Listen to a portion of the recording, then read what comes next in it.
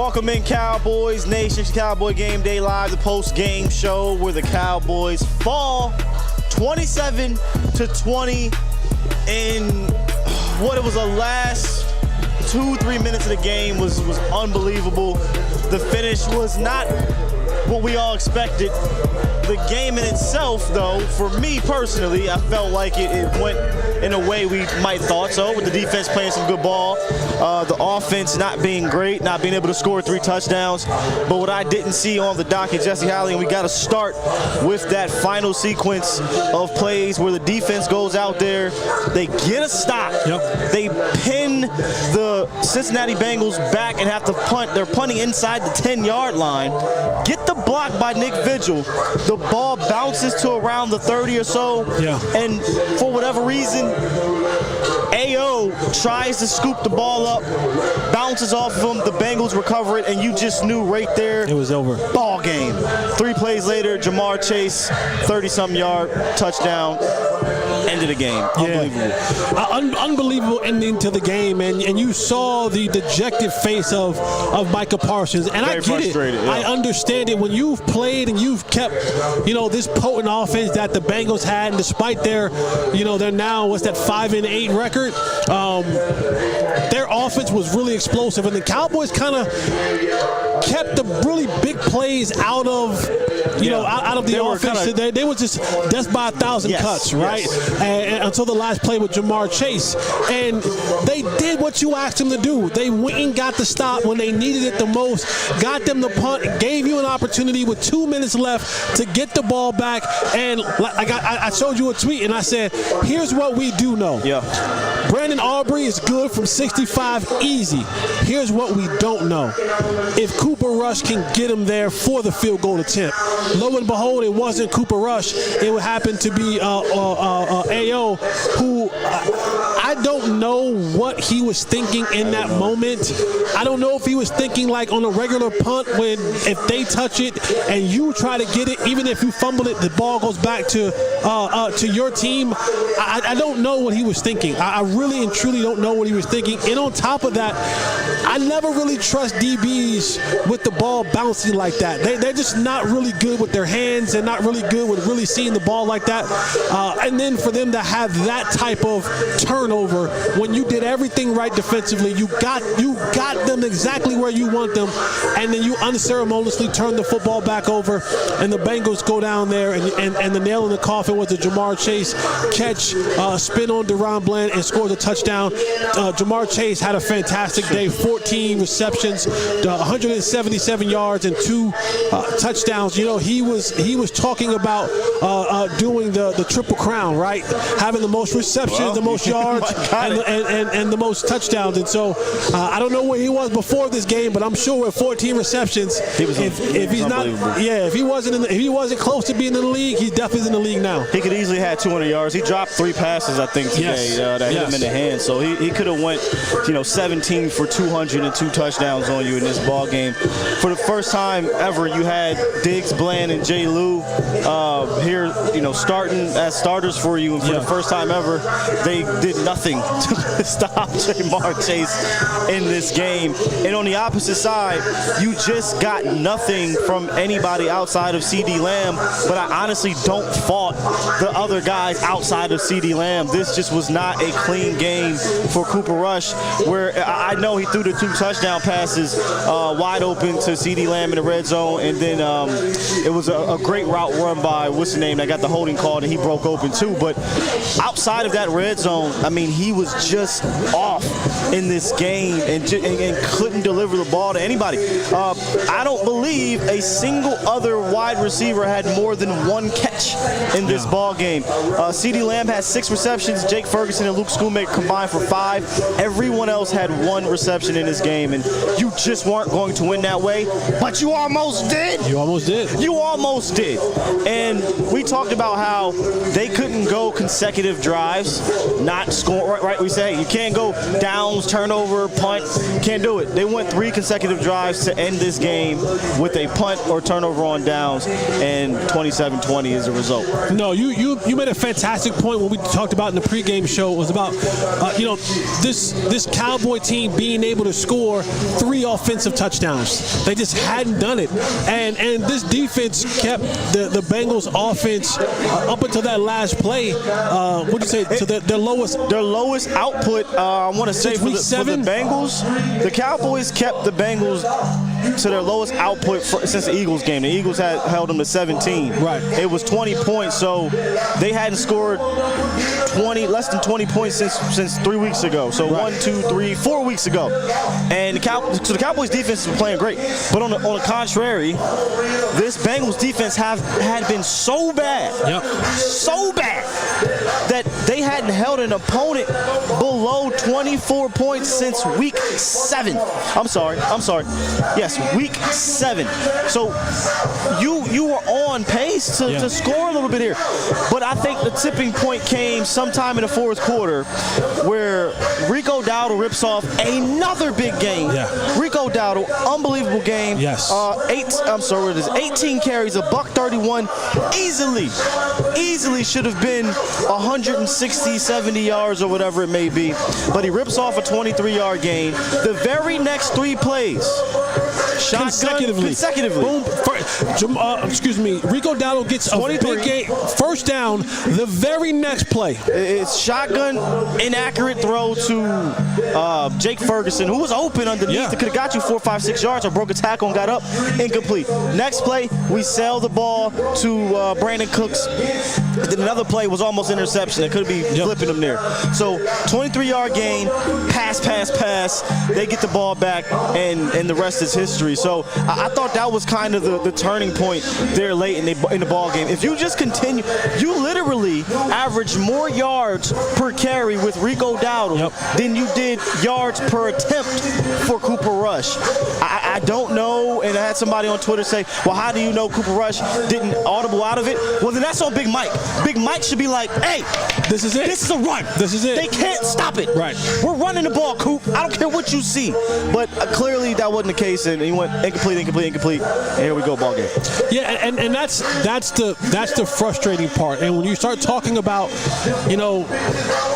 does Mike McCarthy deserve to come back next year? Should Mike McCarthy deserve to come back next year? It's moments like that in the course of a game that you look up and you go, all right, coach, this is where you have to win the game for us. Yeah.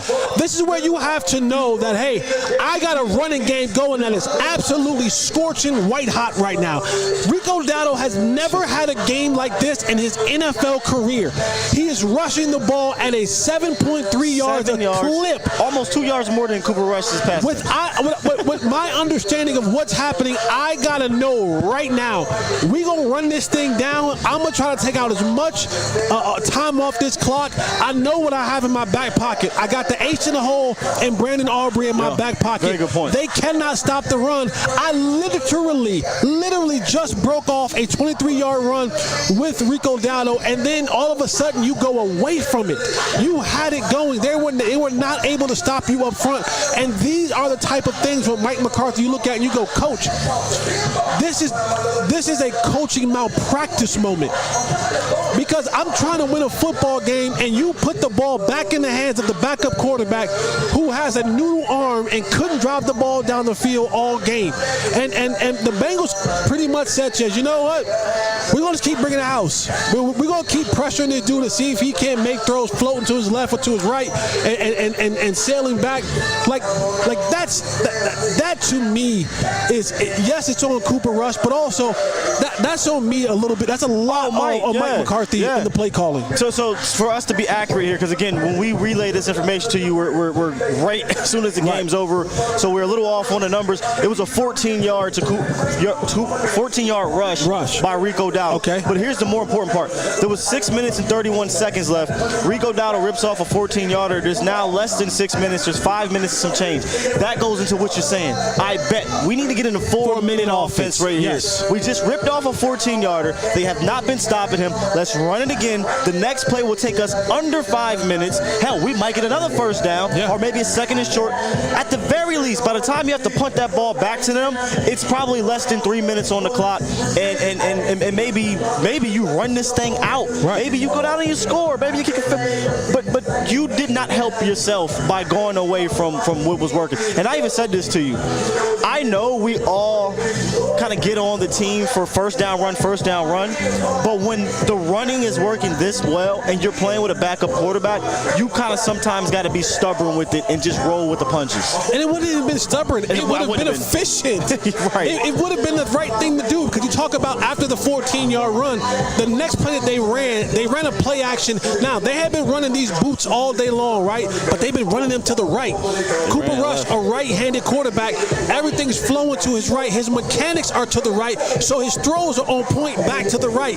They run the same play, but they run it to the left. And what you see is Cooper Rush fakes the handoff, comes out to his left, and now he has the target right there in the flat, Jake Ferguson. But what happens is now my mechanics is, because when I'm going to the right, everything now, my shoulders are square to the right. But now when I have to go to the left, my throwing shoulder is the right shoulder. So I'm now He's got to contort his body. I got to find out somehow the way to get my body squared back to throw the ball back outside.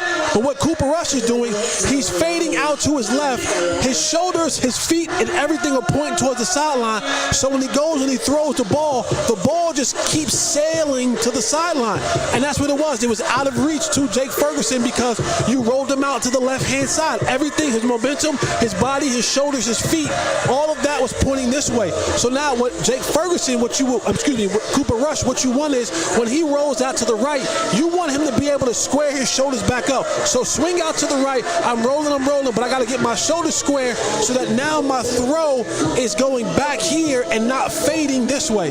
And so those are all the little mechanics that you have to look at when you're talking about. This is not Dak Prescott. This is not this is not your starting quarterback. So if you're going to run that play, do it like you did it in the first half. Run it to his strong side so all of his mechanics are coming behind him for the completion to be there.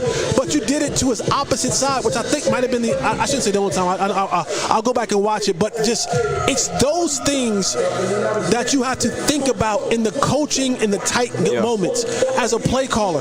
Why would I roll him out to the left where everything I know his mechanics are going to be off and out this way, right? And so now incompletion stops the clock, second down. And then you sail one, and then you almost have one interception. Now you have clock stop. You give them back the ball, and then they go down, and now they stop. You got to stop. Right, but you didn't get any points out of that situation. Not only did you not get any points out of this situation, you didn't run the clock down out of this situation. And what ultimately came back to bite you in the end was that you touched it, they got the ball back, and they had enough time to go down and make the plays to end the game. Right, and one thing we've been talking about, normally if you have an offense that can score points, okay, bet. They scored a little bit fast, maybe too fast. The Cincinnati Bengals, for any other team, it was 1 minute and 11 seconds left. I believe the Cowboys had 3 timeouts, all 3 of them. So that's plenty of time to get down and score some points. But here's the problem, ladies and gentlemen. Something that nobody will tell you about Cooper Rush-led Cowboys. They want to make you believe he's better than, This is 11 starts now for Cooper Rush, and y'all can check me if I'm wrong here. Fact check me. If I'm not mistaken, because we kind of looked at this, right? Yeah. 11 consecutive games, the offense has not scored 3 touchdowns. Yep. So when the ball game is 20-20, you got to know in the back of your head. You can say, well, Sky, you can't worry about what. Actually, I can. Fool me once, shame on you. Fool me twice, shame on me. Fool me, can't get fooled again. Right. In the name of George Bush. Okay. 10 consecutive games. Now 11. I know we can't score 3 touchdowns. So I gotta play Spurs half court, Princeton offense. Yep. A Hall of Fame coach from UNC used to do the 4 corners. Oh yeah, Dean Smith. Dean Smith, the 4 corners. Yeah. I gotta play that type of ball. Coach, you gotta know your team, coach. 14 yards, I'm handing that thing right back off. Hand that thing right back off. We're gonna milk this thing down, and then 2 minutes left. Let's get in field goal range. Brandon Aubrey, end this game. Yeah, I mean, you're 100% 100% correct. And these are the things that we talk about when we talk about Michael from Pittsburgh. Someone said to me on Twitter, he goes, you know what? He's even lost his first name. He's just coached from Pittsburgh now. But these are the things that we see from Coach.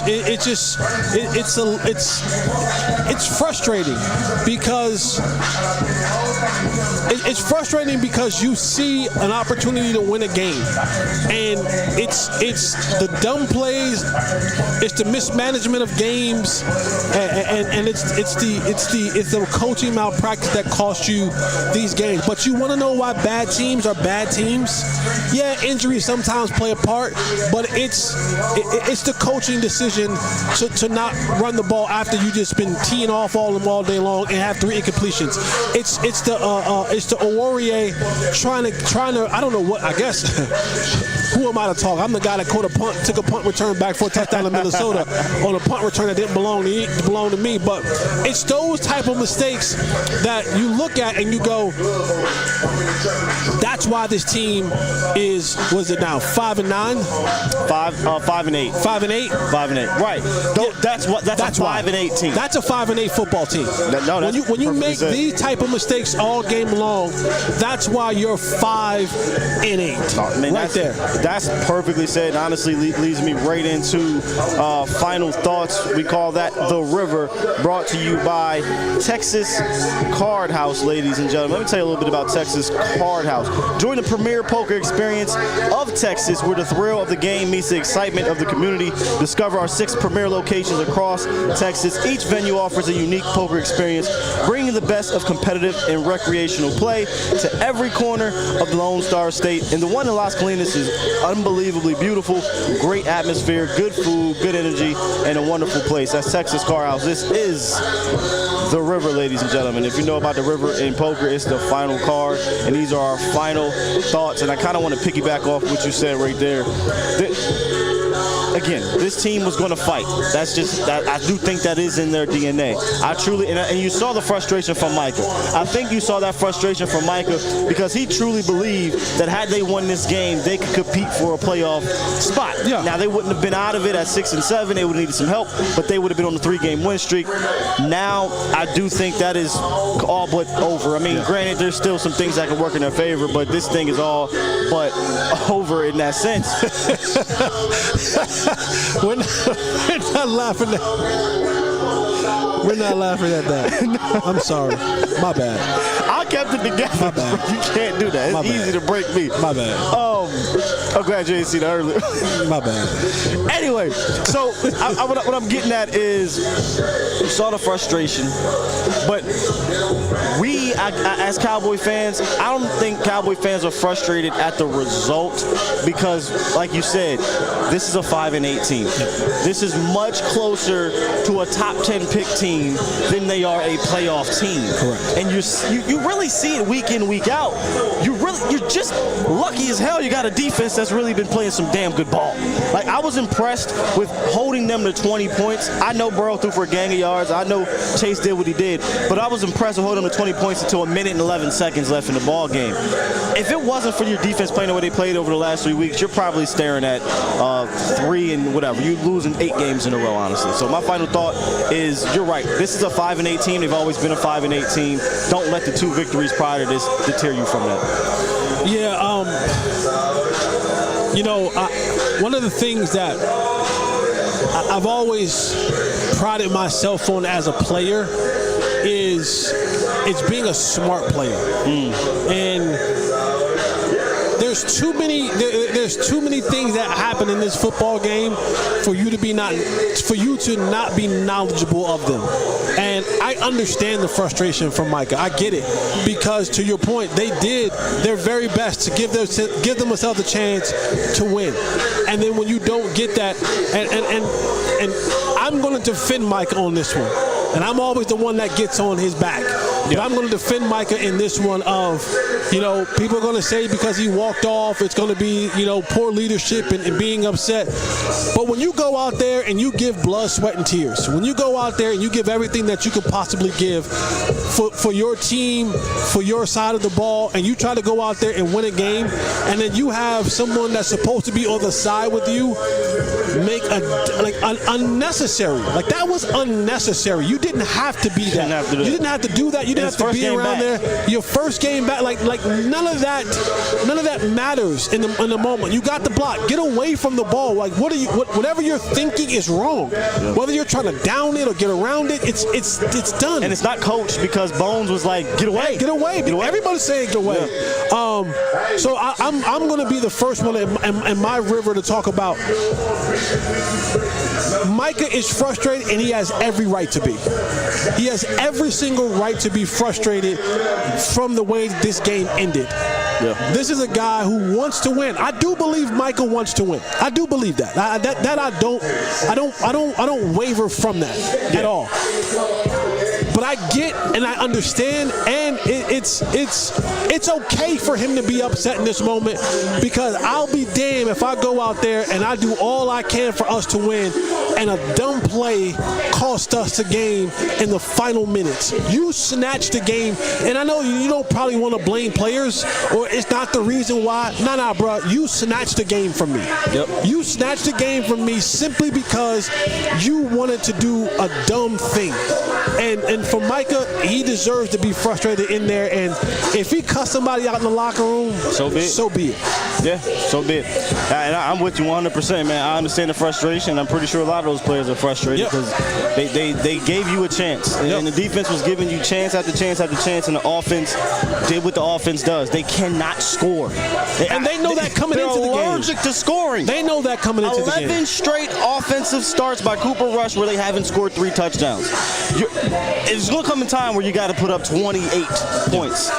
If it's not the special teams or the defense scoring, you can pretty much book it. The offense would never be able to do it with the way this is set up, because your offensive coordinator, your play caller, he won't even lean into what's working during that day. So you better hope that your special teams doesn't mess up and your defense plays great. Special teams messed up and your defense can hold it together at the end. But you know what? And here's another thing what's frustrating about, you talk about Michael from Pittsburgh, is we see it. We saw you open up the game with the masterful opening drive.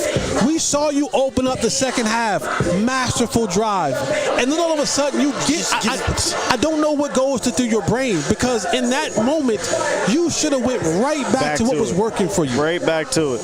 But you went off, there's plays in the game when you come out and you throw go routes to Kevontae Turpin, who has really no experience running them, and he leaves no room on the sideline for the quarterback to put the ball in play. On top of that, the quarterback that's throwing the ball, he got a noodle arm. he got a Raymond noodle arm. He got an Oodles and noodle arm, and he can't make those type of throws.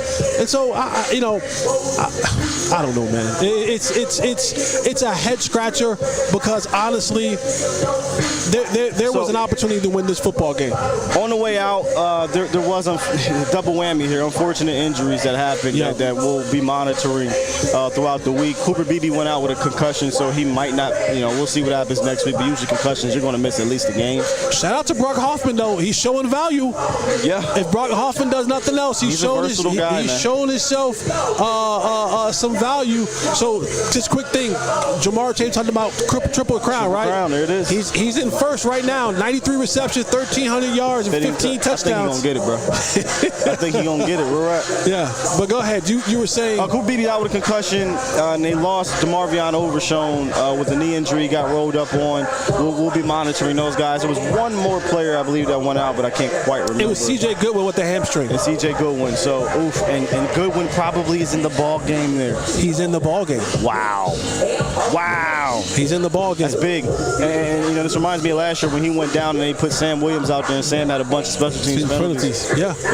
Wow. So when people ask, what is C.J. Goodwin doing? He wouldn't have touched it. There you go. I'm just telling you. So they got a double whammy, but hopefully speedy recovery, and we hope everything is good with the Demo. That you lose Demo, that's gonna be rough for the rest of the year. Oh, this is funny. Micah didn't shower. Micah took the shower pill. He's ready to get out of there. He's ready to get out of there. He walked off that field and he just put his clothes on. He's ready to leave. He was trying to beat the media. I don't even think nobody else in there yet. Yeah, he's trying to be. Yeah, I don't think nobody in there either. He's trying to beat the media, and I get it. He's frustrated. He's upset. Yeah. Hey, for the first time, I feel like ever I saw them get like 2 or 3 holding calls a day. So it's been a while since I saw them get multiple holding calls. They had 10 penalties at one point. Dallas only had 4, so no excuse there either.